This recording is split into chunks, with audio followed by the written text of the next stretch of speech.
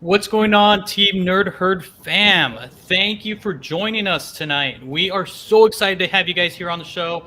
And before we get started, let's introduce everybody here on the panel tonight. JR, what's going on? Nothing much. Just enjoying the perils of pillows. But anyways, I'm Rogue's Law, your resident asshole. I'm not gonna explain that joke. Just never mind. But anyways, I'm here. I'm happy to be here. I'm gonna pass off to Nick. How you doing, sir? Yo, what up, everybody? Right? This is Nick, Firesale Comics. I'm here to see JR in glasses. I'm all about that right now. I'm just glad I made it. You look amazing, JR. Very sophisticated. Just go ahead and say it. They've already said it. No, you look very sophisticated, man. You look like you know things now. So yeah, man. I'm excited. You're collecting expert, Firesale Comics. Yeah, what's up, Jeff? What's going on? This is Jeff over at Geek Driven. Just here I'm really excited to be here. I'm really excited to be on the panel with Caroline and Lucy and Jeremy again, and to meet Maurene. So let's go. Caroline? What's up, everyone? I'm Caroline from Caroline's Comics. Really excited to chat with Maurene tonight. I love Silk, as pretty much everyone who follows my Instagram already knows. So let's get this started and kick it over to you. Lucy, what's up? Oh, hey, thank you. So, hi, everyone. Hi, Trish. Trish is in the house. She's in our comments. Hi, and I'm excited for this. I mean, what I just learned, and I think we're going to be sisters at the end of this this show. And I'm excited. So, I mean, you're the last one. Oh, wait, this way. Hi, I'm Jeremy, Sparks Comics. You Promised Me Comics. Really excited to talk with Maurene. Also, got Silk all in the background here. It's one of my favorite Marvel titles right now. So let's kick it back up to Alonzo. All right, thanks a lot, guys. Thanks a lot, Jeremy. This is Alonzo, aka Comics and Pops, your pop culture fanatic and comic book nerd, and I have the pleasure of introducing our special guest for this evening. She is a highly acclaimed young adult novelist and a producer, in case you guys didn't know, and also, of course, the writer of Silk. Let us give a big hand for Maurene Goo. Hi. Maurene, thank you for joining us. Thank you for welcome. How are things going? Things are good. I truly cannot complain. I'm on vacation in Hawaii. I'm feeling the most relaxed I felt in 2 years. Yay. Nice. Sounds delicious. I know the world is on fire around me, but I'm like, I refuse to engage just for this week. Nice. So how long are you going to be staying in Kauai? Just till Sunday, so it'll be like a week-long vacation. Nice. That sounds awesome. It's pretty amazing. All right, so you get to leave what we'd like to do home? here in the Nerd Herd before we get into our little interview, we're going to hit you up with some rapid-fire questions. Are you ready? I think so. I'm like, my brain has been turned off for a few days, so let's go. All right. JR, would you like to kick it off? What type of music do you listen to relax? To relax? Good question. I actually do. I listen to a lot of classical music when I really want to relax, because then I don't have to pay attention to the lyrics. And it's just kind of like, it sets a mood of like, Definitely. Things are organized. Life is calm. Unless it's like the classical music that gets all like really rambunctious. That'd be the ones I listen to. What you got for it, Nick? I like your question, JR. So I'm you, going to sir. go a little bit counter to that. I'm going to do movies, but everyone always asks what's your favorite movie. I feel like that's so cliche. So what's your least favorite movie genre? Least favorite. Like, you're like, I can't stand these types of movies. I never want to watch them. So I love all kinds of pop culture because now that I make my own, my own stories, it's like I have such an appreciation for all genres of storytelling. The only reason why I don't like these type of movies is because I am a wuss, and that is horror movies. Same. I'm the same. Yeah. Which I like them because I'm like, I bet they're fun and like such a cool, like, especially in a theater, it's such a cool experience. But like, it'll ruin my life if I watch Exactly. so it's like I can't. I agree. I'm the kind of person that runs behind the couch. I go in another room and I'm like, tell me when this scene is over. Yeah. All right, what you got, Jeff? Okay, so with all the nostalgia going around for the last decade or more, what would you like to see from your childhood in either a movie or a television series? This is a really good question. What happened was 2 of them got made already. The Babysitter's Club reboot of the TV show on Netflix. So those books are the reason why I'm a writer today. My first fandom, my first obsession, my gateway drug into reading. It's like everything. And they came out with that. So that was like, check. The other one, maybe I want someone else to do it again or attempt, is Gem. Gem and the Holograms? Yeah. Ooh, I like that. Nice. I know they came out with the new Gem movie, but I didn't watch it, so I'm not going to have any critique on it. But from what I hear, the way they approached it was like not really what people wanted. I hear there's a rumor that they might reboot it. They have to. Everything else is getting rebooted. I'm like, you got to do this. Who Would wants you to rather write it be the live show? action or animated? Live action. Yes. Does anyone on the panel know what company owns them? Like if they're Mattel or anything?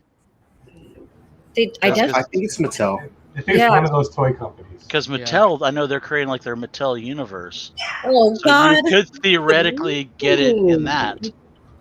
I mean- I would love it. I mean, they do it well. Right. I'd be excited. All right. Oh, Trish said Hasbro. Yeah.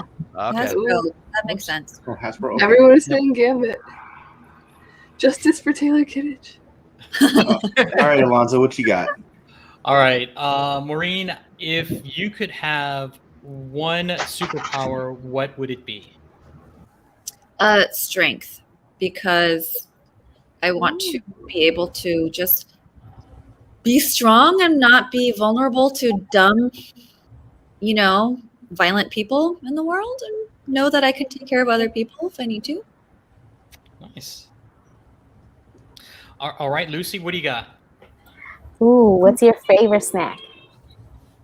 Okay, this is annoying of me, but I'm not a snacker. I love big, giant meals. However, I've been on vacation with like my girlfriends, and they're snackers, and they bought these Maui sweet onion potato chips. And I think of all snacks, Yes. I like potato chips the most, and then this flavor potato chip is so amazing. Yeah. Well, yeah, we eat chips a lot in here too. So yeah. I enjoy chips. And Caroline, let's see. Oh wait, skip Jeremy. Lucy. He's like, I don't Okay. Oh, we're going. Sorry, we're going down. Sorry. Top to It's okay. bottom. These are favorites. I was gonna ask any comic character that exists, whether it be Marvel, DC, Independence, if you could, which one would you want to write? This is a tricky question to write a comic writer. I don't know. I guess comics, it's like all secrets, and like your intentions can like Ignoring things that might be Right. already in the I works. think, back in the day, I really wanted to write like a Mary Jane story. She's not a superhero, but I always wanted her to have like more substance than what she was given in the comics with Spider-Man. But not anymore. I love the X-Men. I think I have made that clear with people. That was like my first real, other than Spider-Man, my first real love of comics was through X-Men. Okay. So would be an X person, but I don't know. It's like weird. I don't like to say it because I'm like, well, because then people will say, Might no, happen. she's going to write that next. yeah, it's one of those things where I'm like, Yeah. No, that works. But I do like Okay. the Marvel superheroes the most, I have to say, and I'm not just saying that. Not contractually obligated. No, I'm not. Not yet, at least. I signed an Yeah. NDA. I agree with you. Yeah. She's like wink, wink, wink to the camera. All right, Caroline. So, who is your favorite Disney princess? This is hard. Oh, obvious, actually, now. Moana. Ooh, Okay, she is a princess, so good soundtrack. people are like, she's not because she doesn't wear a dress. She's not in a castle, but she is. That is true. I support it. Yep. That's a great soundtrack. All right, guys. Looks like we are done with the rapid fire questions. So, panel, how did Maurene do? Did she do okay? She passed. Did great. You made it. Easy peasy. All right. So before we get into the interview, I just wanted to give a couple of shout outs to people in the chat. First off, just wanted to say thank you to our Team Nerd Herd moderators, Uncle Rudy, Something Wong, and D Anime. Thank you guys for always showing up and being there for us. And also thank you to our resident DJs, DJ Abomination and Plain Clothes D. Thank you guys so much. And for those in the chat, Sheena, thank you for joining. We also have Eric the Phoenix. Let me just see if I can get everybody here real fast. I got, again, HK Wifey. Again, also too, Trish Forstner's also in the chat. Thank you for dropping by. Eric the Phoenix. Oh, look at that. Jeff is pulling double duty over here. Glenn 2K, thank you so much for dropping by. And Sparks, is that you? Yeah. Then we got Real Root 6. Thank you for stopping by. Appreciate you. And the list is on and on and on. My goodness. Azores Tiger, thank you so much for dropping by. And also Comics on the Edge.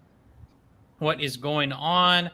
And then finally, Comics Are Great. And then we'll catch everybody else on the way back. And if you guys have a question right now for Maurene, please let us know. Go ahead and just put it down in the chat, and we'll just make sure to highlight you and get Maurene to answer it. All right. So, guys, any questions for Maurene while we have her here right now? Let's start off with Lucy. I know Lucy's a big fan. Lucy, you have any questions for Maurene in regards to Silk? Well, first, I don't know much about Silk, to be honest. I usually read more of independent comics and stuff like that. Do you have I don't know, where you do sorry, I know you said Silk. No, I apologize. I should have said just any questions. Did you write like an independent comic? Will you be do you have plans of writing an independent comic book? I don't have an active plan to do that, but I, to be honest, read more graphic novels and independent comics than superhero comics. I probably don't really read superhero comics except my own and my friends, just because I didn't grow up with them. So I think there's a bit of you have to have some fondness for that format, and then it hooks you. But I've always read graphic novels, and my friends, a lot of them, in my 20s, a lot of them are illustrators and comic book writers. who did independent comics. I not grew up. That sounds like when in my 20s, I felt like a child, to be honest. But like, you know, I was surrounded by a lot of creative people working in that specific genre. So I have always thought of writing that. I thought I would do that before writing a comic. You know, I always had this like, oh, one day I want to write a graphic novel. One day I want to do it. You know, I wrote Paper Girls, and I was like, this is the coolest shit. Oops, sorry, am I allowed to say that? Yes, you can. Oh, cuss. Yeah. I cuss all the time. You Yeah. be you, Maurene. Okay, thank you. Sorry, children. I've And- said worse. Yeah, me too. No. Don't worry. Yeah, I would. So, anyways, long answer for that. Yeah, I would. I think it would be a real fun opportunity. I just don't know, man. I don't know when I would do it. I just was given the Silk opportunity before I could even make time for that. And it's really cool with Silk because it's just a lot shorter and faster than like doing something like a graphic novel. And it's almost like more instant gratification because you have like an issue come out every month. So yeah, that's the only reason why I did a superhero comic first. That's awesome. How did the opportunity come to you?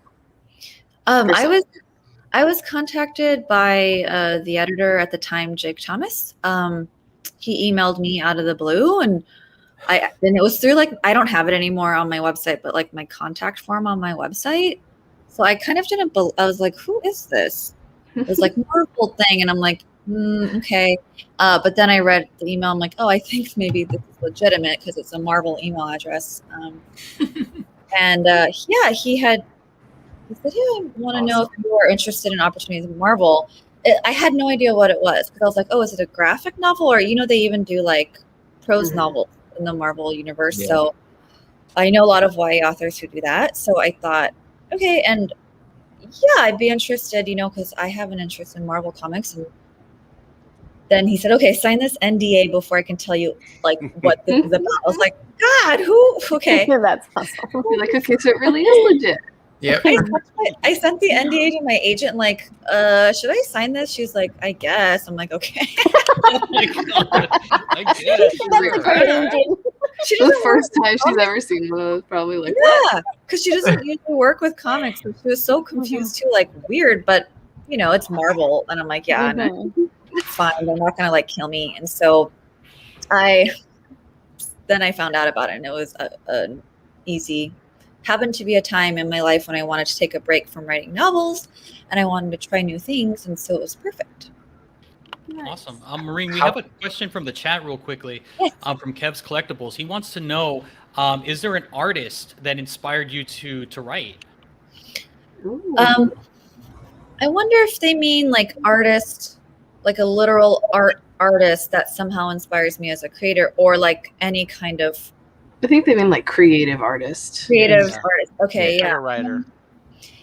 Yeah, like I mentioned, when I was little, I really loved the Babysitters Club. So Anna Martin was my earliest influence. But I grew up, I mean, I read so many, it's like so hard for me to say. But there was a point in my adult life when I wasn't sure what I wanted to do. I graduated college and I was like, I have communication degree and no life skills. And so I wanted to work at a bookstore because I'm like, all I want to do is read books.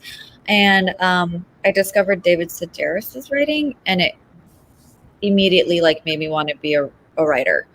I had always written, but like kind of didn't really take it seriously. And then I read his essays and was like, oh yeah, no, I want to do this. And then I also read The Princess Diaries when I was trying to figure out what kind of children's writing I wanted to do. And I was like, oh, I want to write young adult novels like this that are like funny.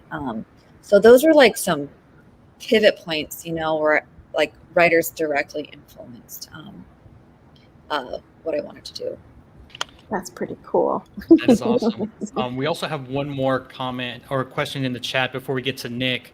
If you could create a superhero character you would love to write about, what power would they have and how would it be unique? Man, this is interesting. I've talked about this because I wanted to think about like, do I want to create my own superhero, you know, and pitch that. So it's one of those things where I'm like, I'm not going to talk about the real idea, but I think, you know, I'm gonna be vague, but like I would definitely still I want to write a Korean American superhero because it's like there could be a lot more written and it wouldn't be too much. I would make her a woman probably just because of there could be more women. I want to.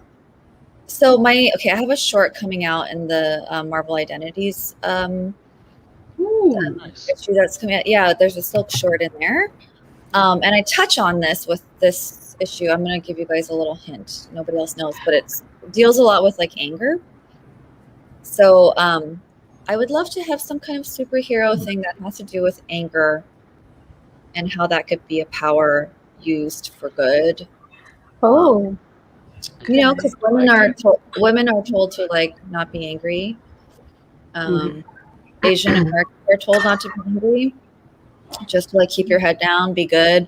So I think there's something interesting you could do in that vein. I know that like Hulk is kind of, the original Hulk is kind of like that, and then there's Amadeus. So there's a lot of kind of like overlap with my ideas with other comics that exist. So I have to like think a little harder about it. This could be an independent comic book that you can take the idea to either Boom, Image, or one of those independent publisher, and I'm sure, hey, you can make this. No, keep it in Marvel so they can team up with Silk. I think this sounds like last time you mentioned, is it Han? Yeah. Like you mentioned, because you were talking about last time we interviewed you about Amadeus Cho and channeling his inner Han.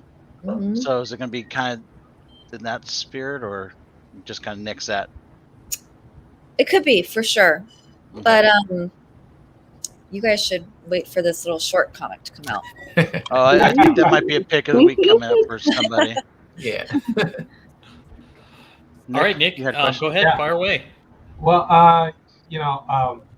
writing comics is different than writing, novels. Yes. Like, not completely different, but it's vastly different. Comics are more akin to like a screenplay. How did you feel making that change and like writing scene descriptions as well as like bubbles, like text bubbles? Yeah. I loved it because it's so much less work. It's like, okay, I can describe this scene in a way that is super casual that only the artists and editors are going to read. And then I just have to focus on dialogue.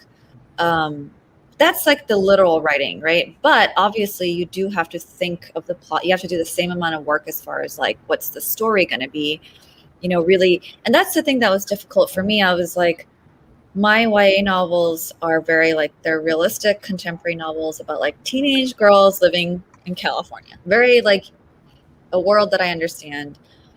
With comics, it's like, okay, I got to like bring up my imagination up like 10 billion notches and like think in comic superhero terms. And so I realized I had a lot of that knowledge anyways, because I just, I read comics, I watch all the Marvel movies and all the other superhero movies. So I have a shorthand for all of that, because I'm sure you guys too, obviously you guys would be like experts, but there's something that when you're exposed to all that, you kind of like, you're like, oh, I kind of know how to do this.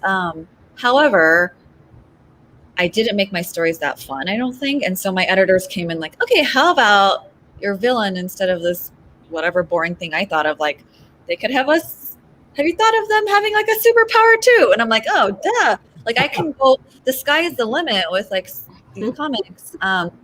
So I had a lot of help in like them helping me make it like a fun, big superhero story. And then I think my strength was, okay, I focus on the characters. Like, what is Silk's journey in this? What is interesting about her interaction with this villain? What's this villain's backstory? Like, that's kind of like what I like to do. But then I had so much fun. I'd be like, and then his brain exploded in the cave. Cool. I was like, I never get to write stuff like this. So yeah, as far as format, the format is just, it's a little like difficult to get used to at first. And then you just figure it out as you do it. And if you read a few comic scripts, you're like, oh, okay, I think I know how to do this. I'm sure I had a ton, my editors were like, you need to, like they've probably changed a lot of things to help me, but I enjoyed it. I didn't think it was too hard to change. That's awesome. With switching between them, did you change anything in your routine? Like if you had a routine for getting ready to write books versus when you're doing the comics, did you do anything different?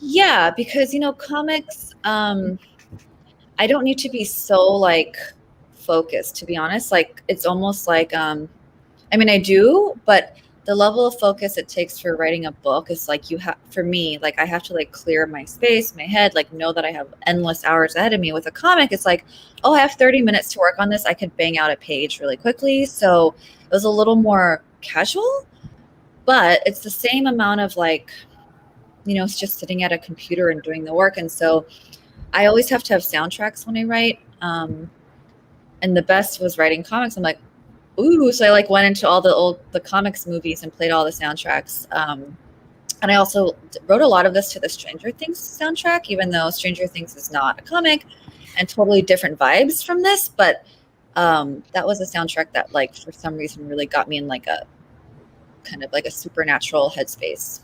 Nice. Yeah, it's awesome. Yeah, I wrote a book and I used a lot of Dragon Ball Z like theme music. Oh yeah, yeah, theme music. Because you feel like you're like in it. You're like yes, like it kind of like makes you feel. It's like a cheating element, where you feel like your writing is really good, but really it's the music. Yeah, it must have been different though. Like when you're writing a novel, it's like your thing. Unless you get adapted into a movie, like when yours just going to become a Netflix film, like your stuff gets adapted almost immediately into a visual form. Like layout. Were you involved in like the layouts, the pencils, and that whole process, or do you just see it when it's colored and you're like, wow, that looks amazing. I didn't imagine it that way, or do you kind of like say, hey, I imagined this more like this. Can you change this, etc.? For me, I was involved every step of the way. So it'd be like, Tack would send everybody on the team the layouts first, and then he would send the inks, and then Ian Hearing would send colors, and then they'd be like, okay, Maurene, look at the script again for lettering. I'm like, cool, looks good. Or I make edits, and then I look at the lettering final. That's my final look at everything. However, I did not have many notes because Tack always made everything look so good. Nothing's usually like, I don't know if this is like just because I'm like a beginner, but I would just look at his layouts and inks like I'm reading a comic, like, ooh, fun. Like, I'm just like looking at it like, this is fun. And I'm like, yeah, that's what I imagined pretty much. He also just kind of like really, I don't think I noticed much discrepancy. Like he really just made the scenes look like how I said it in the, and a lot of times with action scenes, especially, I'd be like, something cool's happening. I don't know. Tack can like figure out this fight sequence because I truly don't have the imagination for this. Or I'll say like, he punched him and it's like so boring, So I'm like, you'll think of something better. And so then he would like surprise me.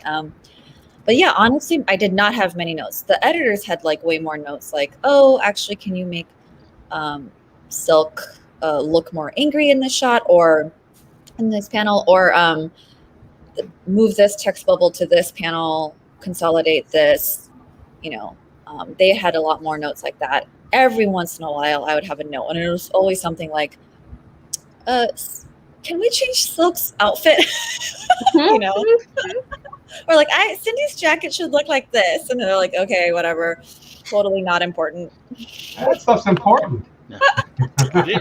Yeah, Exactly. I have very strong feelings about She's Cindy's your character. look. Yeah. Yeah. And then we also have a quick question from the chat, and it's just a great kind of question because we're talking about art. It's like, what is your favorite cover from Silk of the series so far? And he, Geek Out Roscoe, likes the Rose Besh one, which is this one right here. Oh, that was so cool. Okay. That's beautiful. I wish I had like a better grasp of all the variant covers out there, because the way that I find out is always like somebody tags me in something on Twitter or Instagram, like, oh, cool, I just didn't know this existed. Like I know there's a schedule, but comics work so fast that they're not going to be like, oh, Maurene, here's everything. So I love the variants a lot, but I'm gonna pick one from like the main covers just to simplify it for myself. I really like the third issue, the one with Saya and Silk on the cover. And shoot, oh my god, I feel terrible for not remembering the name of the artist. Yes, I just love it. It's so cool. It's a cool cover. It's a Yeah. great Oh, cover. look at that. Jeremy It's a beautiful- and Came Jeff. prepared. Here you go. Yeah. But I mean, Nice. part of me was like, and there's an ass shot of for Saya, but whatever. Like, she has a good butt. She would have a good butt. She's an influencer. She's doing Pilates or whatever. So fine. But yeah, I just like that dynamic of them too. And their, rivalry is like the part of this series. So I'm Oh, curious, that's would great. you ever do a sci-fi book? Like a Star Trek, Star Wars? It doesn't even have to be a major franchise, just yeah, I would. Normally, I don't say no to things, but in this case, I would say no only because I love reading that stuff and watching it. I do not have that brain. So I'm on vacation with my friend who is a sci-fi writer. And like when she talks about her stuff, I'm like so much thinking that is just not like how my brain works. And I think like I respect that genre a lot. So I don't want to like attempt my like watered down weird like version that would not make sense. Maybe, but I kind of know myself. Like the one genre I'm like, oh, I could maybe attempt to write like something with like supernatural elements or like a thriller or a mystery, even a horror. I know I hate horror movies, but I probably could write a good horror because my imagination's insane with that stuff. But sci-fi to me is like it takes a different way of like viewing humanity, the world, and then like having an interest in all the minutia of like world building sci-fi, and I don't have that in me. You ever thought about doing a Western? That's so funny because I'm reading Lonesome Dove right now, which is like amazing. It's like the OG Western book. I would love to actually. That'd be amazing. This Chinese American, I think she's Chinese American author, came out with a book early in the pandemic called The Hills Are Made of Gold, I think. And I haven't finished reading it, but it's about a pair of Chinese American siblings back in the gold rush. And it's like their dad dies and they have to traverse, like get to some treasure or something by themselves. And it's like really dark, really messed up, really gritty. But I remember thinking like, oh, yeah, there were Asian people back then. Like, I would love to try to like find that point of view. Yeah, I love Westerns. I appreciate that genre. But I'd have to like really do research on that. And I'm a little bit like, do I want to? That's awesome, man. I'll have to check out that book. Hills Are Made of Gold. Yeah, something like that. I can confirm the title. Sorry, I feel bad. I don't remember things anymore. I recently have just become enamored with Westerns. It's just, I don't know. Oh, so great. Yeah. I have a question. So when it comes, I don't want to spoil anything for the book, so I'm going to be a little vague. Okay. So when it comes to like the villains for the book, do you get the choice of picking them, or is it like Marvel suggests certain villains? And if you did get to pick them, like, what are the reasons that you picked the certain villains that you have? I love this question. I actually got to pick the villains. This Marvel gave me so much. They basically said, here are the two things that you have to include. She has to work at this place called Threats and Menaces for Jonah as a reporter. And then at night, like her night job is Silk, but also being Jonah's bodyguard. Everything else, like make up whatever you want for this 5-series arc. And I was like, okay. So I pitched the particular story I have, and I had Saya was always in there. So I made up Saya completely. She has not like existed in the Marvel universe, but her dad, Silvermane, is an old character. And so people like that, like Silvermane and Kasha, I had stand-in characters for them. And then I was like, I would say some like mob guy from old Marvel comics. I don't know who. And then my editors are like, here are some good options, you know? I also made like an insane spreadsheet of all the Marvel villains I found on the wiki, and I made like a spreadsheet, and I then organized it into like, okay, what are their powers, which comics, who is their biggest foe, what era, blah blah blah. So then I knew like their powers too, so I wanted to match up to like my needs for the story. And so Kasha was, I thought, oh, just some sort of demon, but it'd be cool if it was a Japanese demon because Saya is from Japan. And so they're like, perfect, Kasha. And I was like, a cat demon? Yes, because I love cats so much. And so, yeah, it was kind of like a process like that of like, and then they would tell me, you can't use that guy because he's going to be in like this other storyline. And I was like, God damn it. So then I had to change, you know, like there were like quite a few people in my comic that I had to change because they were saved for other, and you know, the movies are also like kind of like hogging Touchy. up all the characters. Right. So you're like, I can't do this because potentially they might be like in one of these Phase 4 insane movies. Ooh, don't give that away. Oh, I don't know. I truly have no information, so I can't give away any information. So yeah, that's kind of how it was, but it was really cool because I didn't know they would let me make up a villain, and they did. Silvermane's a cool throwback. So that's really Yeah. When she mentioned my father's head in, you know, separated or in a bottle, I was like, oh, I know she's talking about. Like immediately, like it popped in my head because it just because the only villain I can think of that had their head disconnected from them basically is Silvermane. Like you can see him, his whole body is just a metal, right? So I couldn't believe that it actually worked out. And maybe it might have been, I might have read a FOC, so I might have connected it, but that's what I thought of first. So I was like, yes, this book is awesome. Oh, you know what? I wanted to kind of go back to the other part of your question, which is like, why did I choose the villains that I chose? Yes. And I am going to be very honest. I was kind of nervous about picking Saya because she's Japanese American or half Japanese. She's not actually American. She's half Japanese, half white. And then Silvermane is obviously her dad. I was kind of like, okay, do I want to make like the other villain Asian?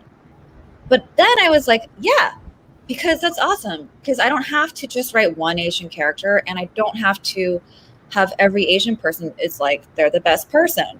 It's like they're complicated like all other human beings. You're able to see, you know, within all art, within all comics, all these white people getting to be every kind of white person, right? So I was like, I want the villain to be like a fellow Asian American woman. So it's, or not Asian American, but Asian woman. And like, she's going to be complicated as hell.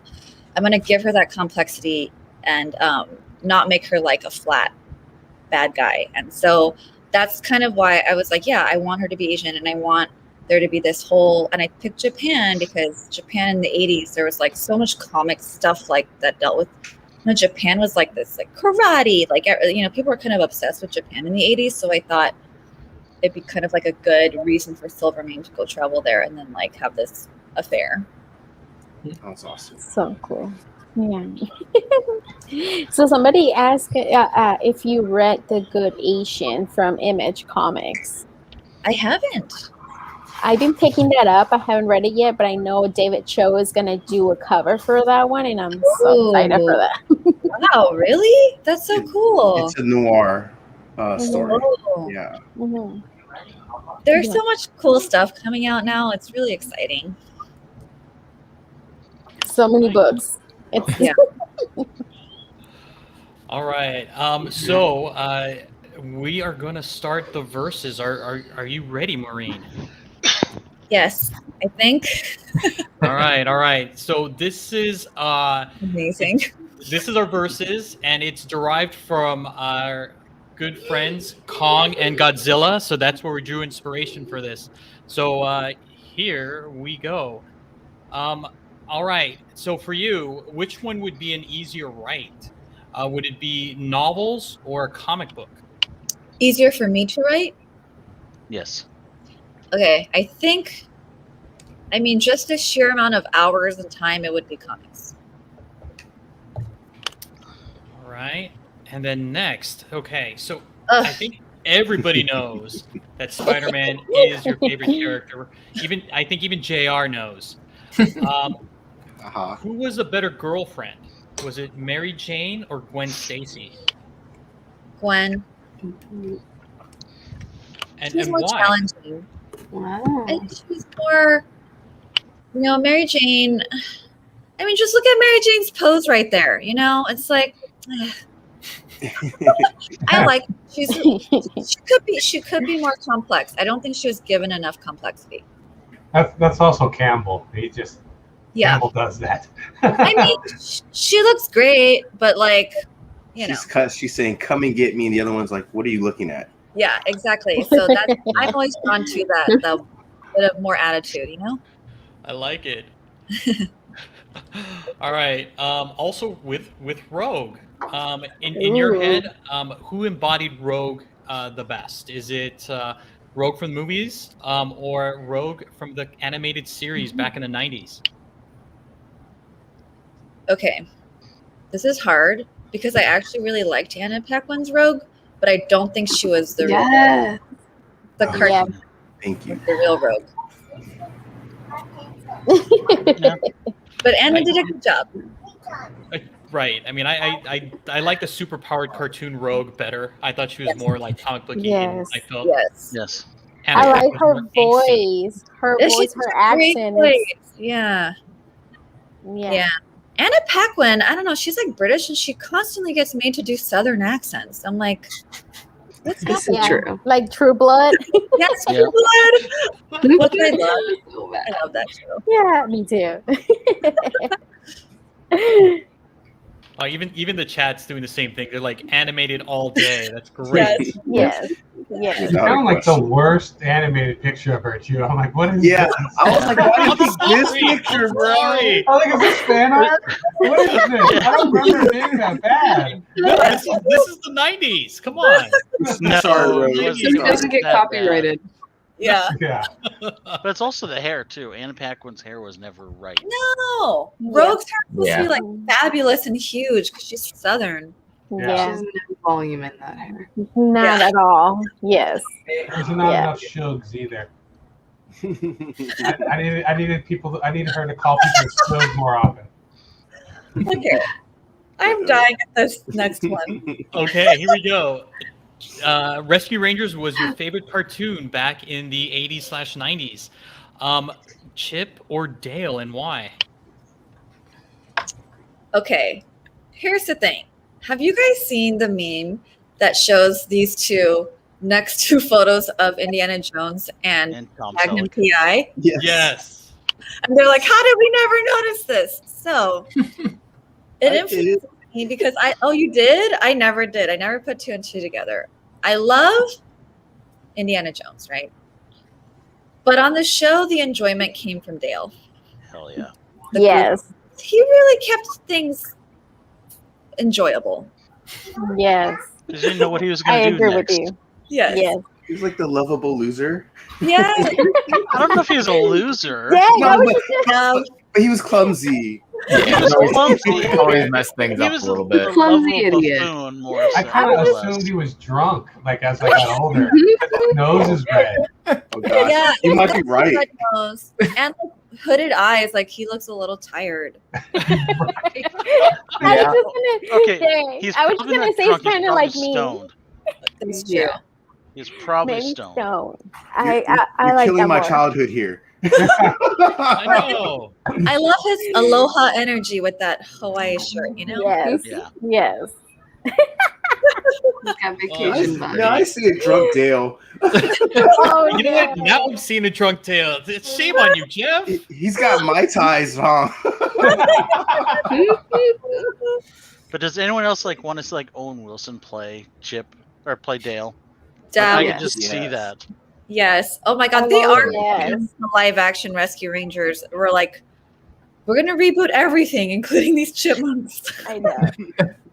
And I think you can't include Gadget in here because she wins hands down. No, She was the best Yes. character. her overalls. Yeah. Love her. Yeah. All right. What's up? Next up, since you've been watching Loki, Oh, yes. did you like the alligator variant, or the Throg or Thor as a frog? This is a bit of unfair question because I have no exposure to Throg. Oh no. Although He's in the show. the name isn't. He is? Did Don't you see ruin the it whole if show? you haven't Did you watched see the whole it. show? For like 4 seconds, guys. Oh, He's yeah. not ruining the show. An She Easter saw the egg. alligator. She saw him. I love the punny nature of a Throg, but I loved Loki so much, and the alligator Loki was just like, what's happening? It's the best thing ever. And he bit off the President Loki's hand. Amazing. So many Yeah. questions. I agree with They you. need to do a what if with Loki Gator. I mean, he gets his own poster. Amazing. Yeah. This But is like- Loki's awesome. dialogue. Loki's The dialogue top- when he saw the alligator, that was just amazing. Mhm. The timeline he's from, is Yes. everyone an alligator? Or did just Yes. Anthony No, Hopkins just him. adopt an alligator? Just to, that's my canon. That's a very good question. He ate the wrong neighbor's cat. That's awesome. Oh my lord. That's funny. All right. And then you are a big fan of Ted Lasso. And I mean, it's a great show on Apple TV. And Jason Sudeikis is just amazing in it. And I know it's a lot to read. Whoa, okay. No. Which saying is your favorite? And he has a lot because he says like the most offbeat type of things throughout the entire show. Yeah. So which one would be your favorite? Is it the memory of a goldfish? Is it being alone? Is it about youth? Yeah. Or about riding a horse? I love the horse one, to be honest, because it's so like, what? But then you're like, okay, actually, you're not wrong. Which is, I think, the whole embodiment of Ted Lasso's character. You're like, what? And then you're like, but somehow he's right. Kind of reminds me of Michael Scott. Always right. Yes. Yeah. Like all of these things. These are smarter Dwightisms. Yes. Yeah. That's true. I would agree. And just for you guys that don't know, you haven't watched Ted Lasso, he coached American football for a college team, and had one winning season. And then he was essentially given the job to coach a soccer team, a professional soccer team out in Europe. And so now he's the coach, and he does not have any knowledge at all about soccer. I mean, it's a great show. Yeah. Can I ask? That's what he's referring to on taking on a challenge. That's the challenge. Did he think it was football though when he took it, or did he know No, it was soccer? No. Okay. Two, and God, that'd be funnier. he had some personal reasons for taking it. You know, I watched the first couple episodes of that show, and then I thought, like, oh, I'm too smart. I figured this out. This is Major League made into a TV show, but with soccer. And then I watched the rest of the season, and I was wrong. I was extremely wrong. This is a wonderful show. It's really heartfelt. I thought there was going to be evil vipers all around him, and it turned out not to be the case. Yeah. Instead, communication is the key.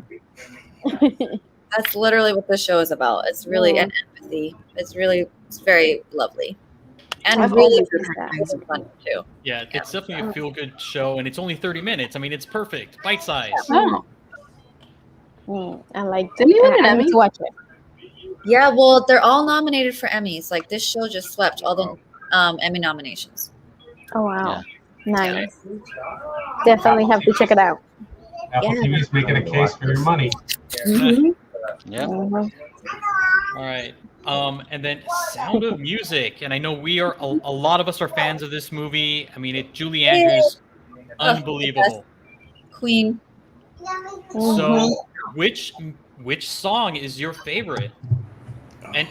And why? And maybe you could sing a little bit. Oh my god. Well, you don't have the performance of the song I love, which is Doa Deer, because I wouldn't have picked that, but now I have a baby. I have sung this song to him so many effing times. And it is like no matter what age, from when he was a newborn to now he's like 11 months, it will calm him down and make him stop and stare at me. Wow. So I have such a soft spot for that song, and that song is also easy to sing compared to like all of these other songs. So I do like it, and I shall not ruin your eardrums and sing it. Okay, it's the doa deer, the female deer. That's the one, Yeah. right? Okay. Anybody else here on the panel like have a favorite? I haven't watched this movie. I have the movie. I bought the movie a long time ago, and I still haven't watched it. I will watch it. I promise. You should watch it with kids because it's like so fun for kids. Okay, It's a I'll watch it with my wonderful kids. movie. Yes. I'll watch it for sure. This is one of my favorite things. I mean, it's Oh just. yeah, good one. Good one. It's a dad joke. Come on, it's a dad joke. I can do these. I can do these. I think I watched this when I was like 6 or 7. Like one of my great aunts like was babysitting me and rented it, and it was this and I believe Oliver Twist. So I watched both of them in the same night, and goodness, that's when I fell in love with movies. Oh, me too. I think The Sound of Music was like my first favorite movie. I watched it on like a cassette like a million times. Huh. You know, maybe I might have watched it when I was little and I don't remember, because I know like some scenes they kind of like sound like seeing like, you know, pictures and they kind of look familiar, or maybe just from the pictures. I don't know, but I definitely need to watch this. Yeah. Still a great rewatch.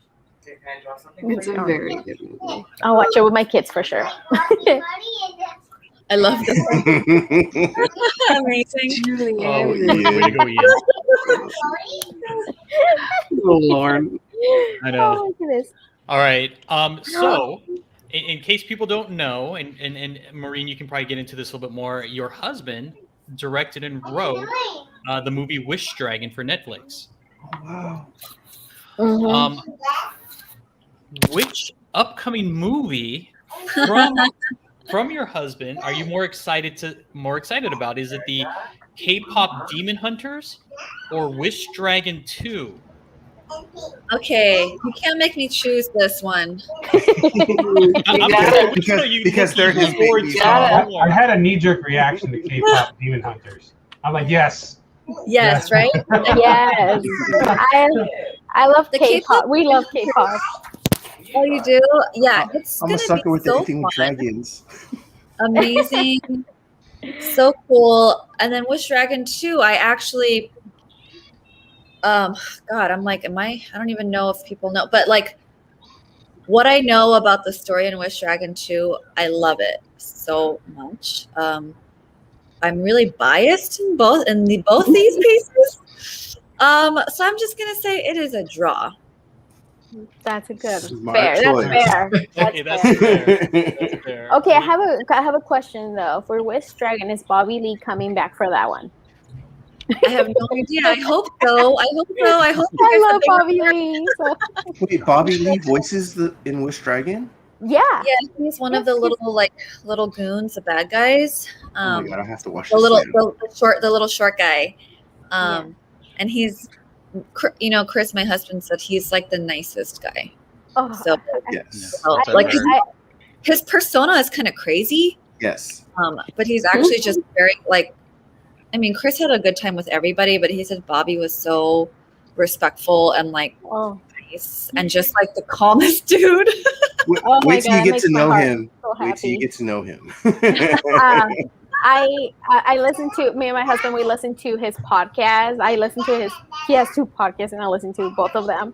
And Yeah. I just love him and his girlfriend Kalila. So I was so excited when I felt like he was in a it. small part in it. Yeah, it's a shame because like so much of the casting happened kind of like after the movie was written, and so you know Chris would have loved to give Bobby like a funnier, you know, more reign to like do his own thing, but like the script animation you can't improvise. You know, it's they're already animating this scene. We've got to do it this way. So yeah, there's a lot of really funny people in this movie, and It would Yeah, have so many comedians. I love it. been a lot of comedians. So Mhm. we'll see. Yeah. Yeah, Awesome. we're actually talking about this in the back room. Lucy had mentioned that she's like, "Oh my God, that's right, Jackie Chan was in this movie." He's the production, right? Part of the production in China. Yeah.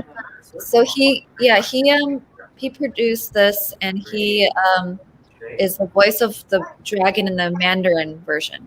Oh, no way. Mandarin version, and then there's the English version. Mhm. So Jackie did the Long's voice.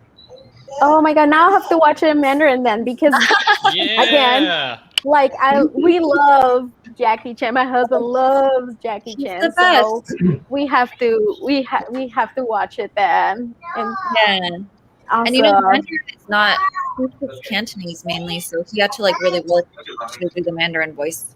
oh wow, that's awesome! Oh, Yeah. that's amazing. Now we have to watch it again because we watched it a couple times already. Thank you. I want to read the K-pop Demon Hunters manga. Like, Oh, I bet. I mean, I wouldn't be surprised if something came out. that image is just awesome. It just, Yeah. They're performing on stage, and there's this giant multi-eyed demon coming in. All right. Let's say I'd buy that comic.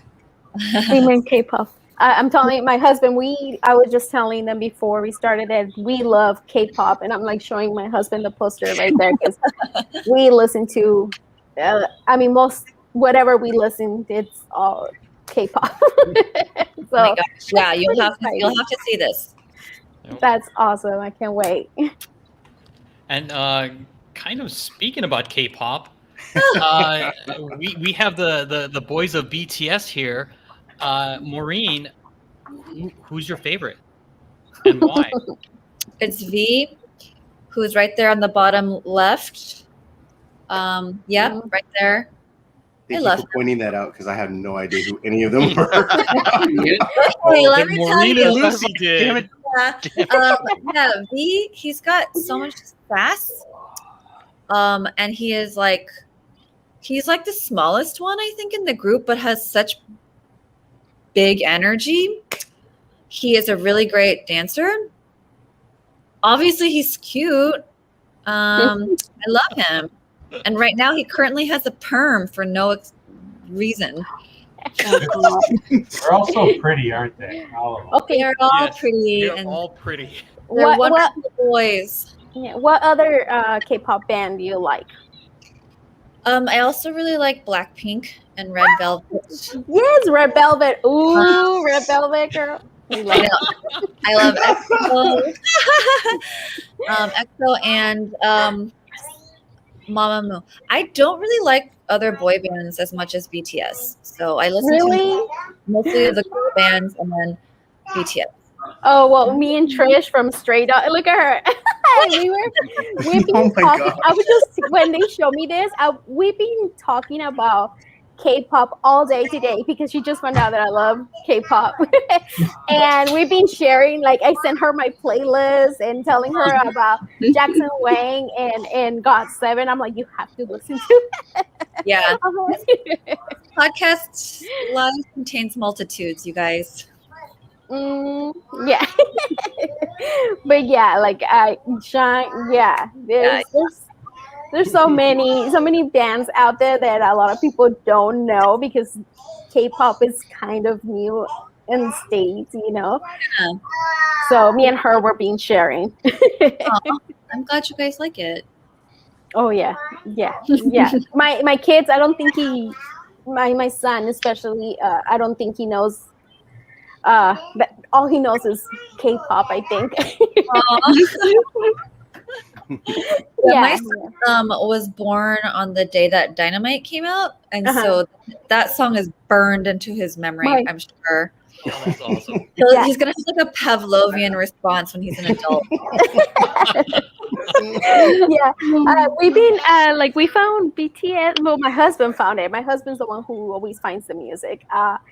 BTS found 2017, and that's when my son was born, 2017. So that's all he knows. Yeah. Before BTS, it was Big Bang. That's what Big Bang. when I met him, like around 2011. That's when I started listening a little bit, but not till like 2017 when I got like super into K-pop. Welcome. Yeah, thanks. All Sorry, right, Alonso, taking over. No worries. This is great. Okay, Maurene, we know that you're a lover of food. So we're gonna make you pick, and I know we spent like half an hour last time talking about tacos, but would like to know if you had to pick one, would it be Korean barbecue or tacos? You're cold, Alonso. Don't break our hearts. Oh no. That's a horrible question. I agree. Except I know my answer, and it's not just because I'm Korean, but maybe it is. But it is definitely Korean barbecue. Oh. I'm Korean Mexican. barbecue is an You know what? experience. JR died a little bit. Oh Okay, no. Sorry, JR. Here's why. Because Korean barbecue has like so many other, like a billion little things. So, you know, Yeah. So many and choices. tacos are perfect food. But you could put Korean barbecue in tacos. Oh. Yes, you Yep. can do that. I That was kind the of correct answer. that was You know, I'm Mexican and I will go for Korean barbecue too. I think that's my favorite. So I agree with you. I mean, Oh. it's, close. It's close, you know, for sure. yeah. Especially right now, you can't have Korean barbecue. Oh.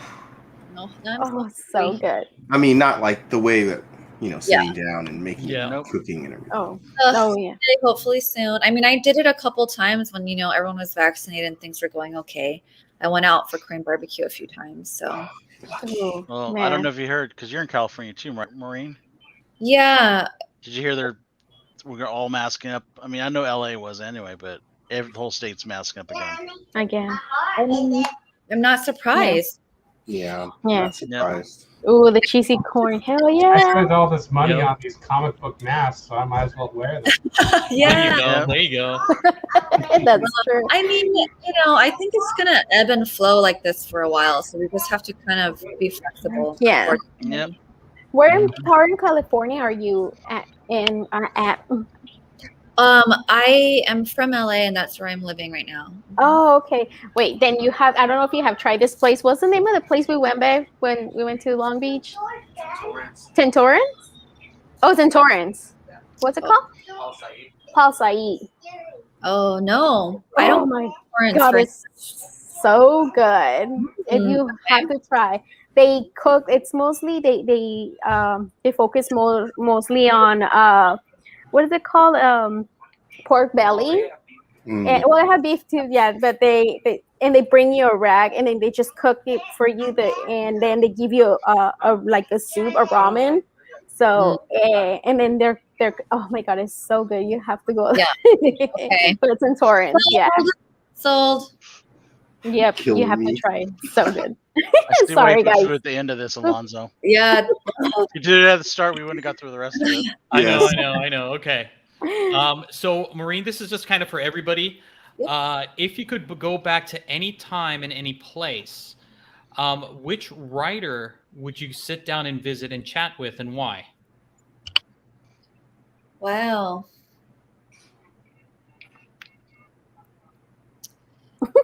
Okay. I have to say, like, a big influence for me as like a reader and as a woman, and I used to study literature a lot, so I read so many books by men, and the only woman author that was taken seriously like male authors was Jane Austen. So I would love to have chatted with Jane Austen. She seemed like an interesting lady, you know, in her life. I'm like, what was it like to be like the one woman writing popular fiction during this time? Nice. It's a lot of responsibility, and also she every rom-com in the world is originally like a Jane Austen. Like, she created that genre essentially. Nice. Caroline, what about you? What are your thoughts on this? So I would go with Terry Pratchett. Small Gods is like one of my favorite books, so I would just want to like sit down and talk with him about that. Nice. Sparks or Jeremy? I think I'll go with one of my favorite series I read. That's a fantasy series, Wheel of Time. Robert Jordan. Cool. Lucy? Oh my god. Well, I mean, she's not a writer. She's, I guess, more of an artist. But Trina Robbins, she was the first woman to draw Wonder Woman in comics. So probably her. And then she also helped design the Vampirella outfit. So I think I would like to talk to her, ask questions. Very cool. What about you, Jeff? Even though I've already met him, I would love to have met him when he first created his characters, Stan Lee. When he was first writing his Spider-Man, his X-Men, what was he thinking? I want to ask him those questions, like, you know, how is he going to relate when he knows that his life is different from what he's writing about? Nice. What about you, Nick? Okay, so I'm going back in time in like a Doctor Who style thing, right? Okay, so I'm gonna pick the most obvious just because I want to blow his mind and just get his reaction. Because also I'm half black, so I'm really scared of a lot of racist writers out there.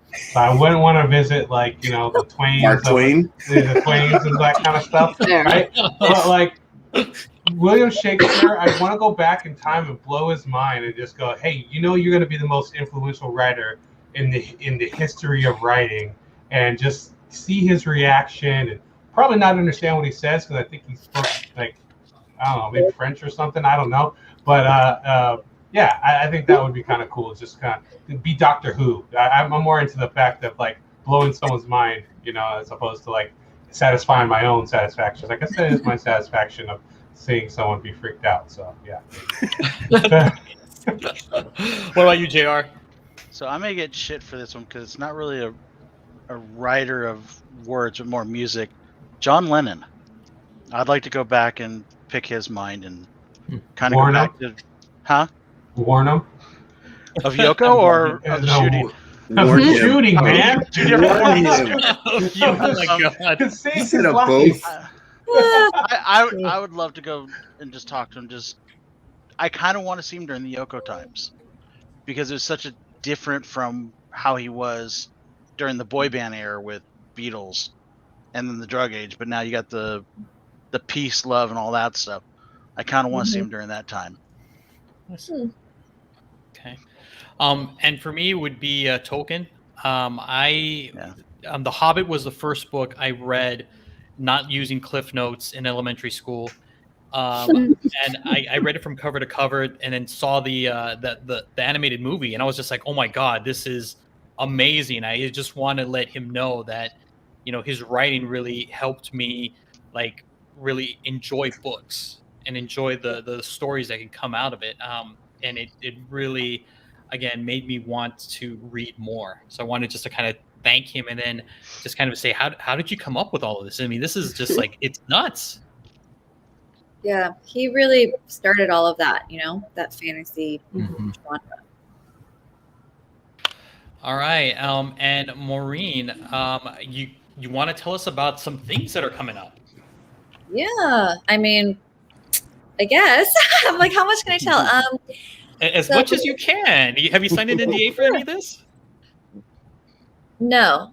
There you go. But she doesn't want to shoot herself in the foot either. Yeah. No, it's fine. I'm just like, oh, can I talk about the stages? But Summer Only We Know, which is the most recent book I wrote, and I Believe in a Thing Called Love, which is my second book, but probably my most popular, I would say. Both have been, they're sold to Netflix. So they are being written by, so that's Lana on top there, and that's Yulene on the bottom. Lana Cho, Yulene King. They are the writers who are going to adapt my books into screenplays. Actually, they both have already done it. And then Netflix is going to hopefully make and show it. And that actor on the very right there on the bottom is a Korean actor named Byung-hun Lee. And he is I can't not stress this enough, a huge star in Korea. Like, I grew up watching him my mom legit like passed out when I told her this news. So he's producing and hopefully going to star as the dad in this version. Wow. Yeah. Congrats. That's Good cool. job. I just showed my husband, and he's telling me, he's like, "Oh shit," and he's telling me all this stuff that he's been in because he's in a lot. He's in American movies Yeah. too. Mhm. G.I. Joe. He just said, Yeah, Storm G.I. Shadow. Joe, "Bittersweet Life." The Magnificent Seven, Yeah, yeah, and yeah. That's the one that Sammy loves. Oh, Sandy loves his song. Okay, well, yeah, he knows who he is. yeah, and then his big Netflix drama was Mr. Sunshine, the K drama. Sunshine. Really great. I highly recommend that to everybody. Yeah, pretty cool. So those are we were finally able to announce both of those things. So I'm really excited. That's awesome. So you're just waiting for a green light, basically, right? Because both of the scripts are written, but are we waiting for rewrites or? Yeah, there are many stages. I think each project is different. So, but for my projects, we are working with Netflix on the scripts, like they're written and then they have notes, and then there are just a million stages. So it's like in development. Both of them are in development. Nice. Yeah. So it's kind of like when people are like, when is it going to go into production? When is it going to be out on, streaming? I'm like, who knows? That's awesome. There's a lot. I love this. There's a lot of shows that I watch on Netflix. They're Korean dramas or comedy. I love it. So I'm excited for this. I'm excited for you. Thanks, guys. Yeah, congratulations, Maurene. This is awesome. Yeah. That one book was written in like how many languages? I believe it's 7, like 8 or 9, I think. Yeah. Wow. Yeah, except Korean. What? I'm like, Really? Are you serious? Oh my goodness. Korea is a hard nut to crack. Oh. They do not. They don't just publish every YA novel, and they don't give a crap that I'm Korean. They're just like. So I think if it becomes a movie and it's like does well, then it'll probably get the foreign rights will sell to Korea. But who knows? Who knows? Wow. Maybe Well, they'll give it to you after you win your Emmy or something. Yep. Yeah. Well, and also like with this actor attached now, who knows? Maybe people will be like, oh, maybe we should. Ooh, that's true. That is That true. jawline can cut glass, man. Look at that. I know. He's ridiculous. So looking. handsome. So Mhm. Oh yes, so many Korean Let's see. men. Your husband He's is like, oh, in the excuse me. same Hold room. on. I gotta- Oh, don't worry. He Why'd my agrees son with me. He agrees with me, so it's okay. We just She's watched married, not dead. that, right? Yeah, no. It's his fault. I have learned all this because of him. I have watched so many Korean movies because of him. So, I mean, and he knows Don Lee. It's like one of my crushes because it reminds me of my husband. That's nice. So, it's his fault. All right. And then this Wednesday, we have Silk, right? Yep. Wow. Is there any spoilers you might want to add? Well, am I allowed? You're allowed? I mean, technically I Are shouldn't. you allowed? But let me say that they're gonna fight some demon monsters. Okay. Some old characters, some like side characters will have a part in this. Mhm. And I think Silk is gonna go on a journey emotionally. Love it. All So right, there's some all right. revelation in here. Yes. Okay. There's a beginning, middle, and end of some sort.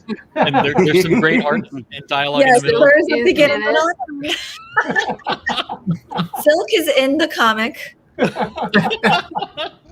Are there webs that are shot? I believe so. Fair enough. I do have a question. The demon, is it also related to Japanese lore? The major demon, the one Yeah. that was It is in the way that he is designed, but Okay. he doesn't.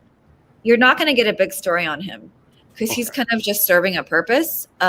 kind of like this bigger threat. It means to an end, right? Yeah, means to an end. But Tak, who is Japanese, he you're like, design this demon however you want. Maybe do like a cool Japanese inspired demon. And so he is a type of Japanese demon. I forget the name, but you guys all, there's an emoji for it. It's like the kind of devil face with the horns and the fangs. Mm-hmm. That's a specific type of Japanese demon. I don't know the name, but he is that type of demon. The way he's designed, yeah. Okay. Nice. And then Maureen, what's next? Do you have anything that you'd like that you can talk about that you might have? I know, I'm so annoying. Yes, I guess. Kind of. It's not going to be satisfying in any way. So I have the Silk short coming out in August, I believe. It's called like Marvel Voices. Sorry, I forget what's the name of the actual series and what's the name of this. It's Marvel Voices, and it's the Asian American Pacific Islander. It's all Asian American, yeah. Yep. Mm-hmm. So there's going to be like Shang-Chi, Jimmy Woo, Arrow, Kamala, there's like, then there is that. So that's a comic that's coming out. That's like the most immediate thing. And then obviously Silk, the last issue is coming out next week. And then I am working on a YA novel that I just sent to my agent, and hopefully I'll be able to talk about it. But at the moment I can't. But I have to tell you that it's got some elements in it that are not my usual straight contemporary stories. Mm-hmm. So I think that'll be fun.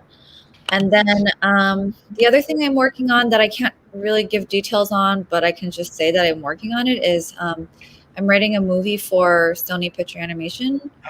Ooh, snap. Oh God, I think I can put two and two together, but I don't want to say anything.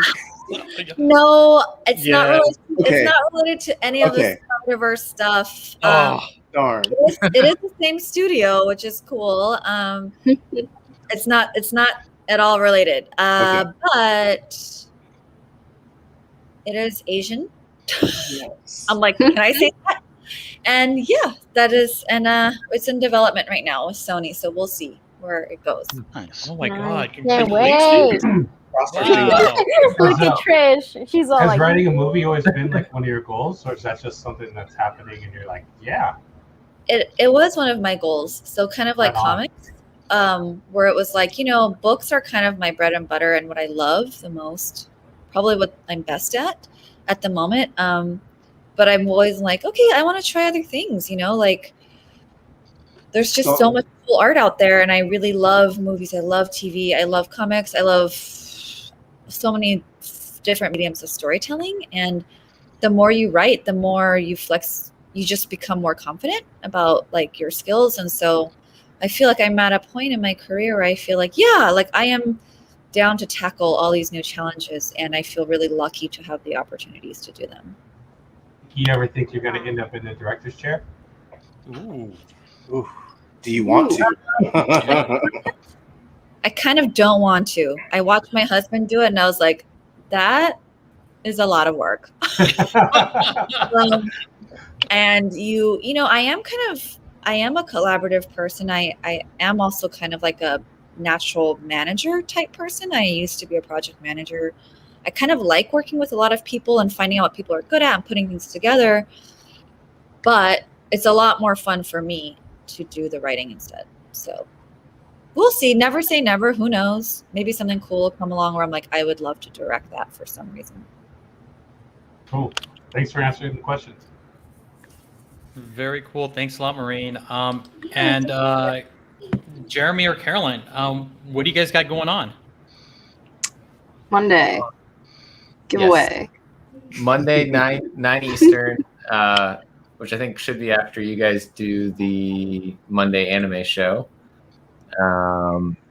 We'll be doing our 750 subscriber giveaway over on our channel. Nice. Congrats. Congratulations. Thank you. People still have time to subscribe to enter? Yeah, I know. Yeah, still time to enter. Still time to subscribe. Monday. Enter, drop the comment that you need to on the video and all that. So plenty of time. Awesome. Okay, and then for us over at Team Nerd Herd, we got a couple things coming up. We have new picks for New Comic Book Day for August the 4th, and we're going to be talking about Silk. So we are definitely going to be talking about Silk because it's one of our favorite books that we've had, and again, it's Maurene's doing an amazing job on that for that character. So we can't wait to see what happens next. And then we have Fatime Talk, and Jeremy, we may move this just for you for that subscriber giveaway. So this is where we're going to be talking about Record of Ragnarok, which is a Netflix show. It's a great anime, and we're going to wrap it all up for you guys. And we are going to move the time just for our Team Nerd Herd fam. So stay tuned, guys. Stay tuned. Thanks, man. We're trying to time it. It looked like 30 minutes every time you guys were doing those. So it's like that might line up right. Yeah, we'll figure it out. We'll move it for you. We'll move it for you, Jeremy. Don't worry about it. If we keep on going, we'll have a 24-hour, 7-day-a-week channel here soon. Yeah. You can turn to spine ticks? No. And then Tuesday at 3:00, I'm going to be debuting the More You Know show with speculating one-on-one. So this way, it'll kind of help educate the community and kind of help you guys speculate on books and know what to look for, what questions to ask, what information you may need. So we're definitely going to be doing that next week, Tuesday at 3 p.m. And it's very interactive. So if you have any questions and stuff like that, just drop them in the chat. I'll be more than happy to answer them. And again, I'll be walking everybody through it so they can be, again, be a savvy collector. And then, Nick, did you want to talk about this one? Man, it's the best show of the week, man. Every Tuesday we talk about the bottom half, or as we like to call the better half, right? So these are the books that Cover Price has marked as books 12 through 21, and usually they are in the top 10 the following week. So get ahead of the game with us at the bottom half, and let's talk some spec and some books that you should be looking out for. Awesome. Thank you so much. All right. And then with that, we are done with the show. Maurene, thank you so very much for coming on our show. It was a pleasure to have you. And again, congratulations. I mean, you have so much great stuff coming. Thank you for taking an hour and a half out of your Hawaii time. Oh, yeah, to chat with us. This was fun. Thank you guys so much. Yeah. Enjoy the rest of your time. I will. I'm going to go have a Mai Tai now. There you go. Perfect. Yes. Bye, guys. Bye. All right. Thank you. Thanks a lot, Maurene. All right, Nick, if you would do the pleasure, can you take us out? I can't, man. I think Lucy's gonna have to take us out tonight. Oh, Lucy. Front and center. Caroline. Front and center. Caroline, you do it. Front and center. Caroline, you do it. Suddenly everyone's mics don't work. Caroline, will you take us out if Lucy's gonna pass it up? Yeah. What's the thing? I need to know what to say. I was not prepared for it. Pays is if you want to do it right, collect what you like. All right, everyone. If you want to do it right, collect what you like. Woohoo! Bye, everyone.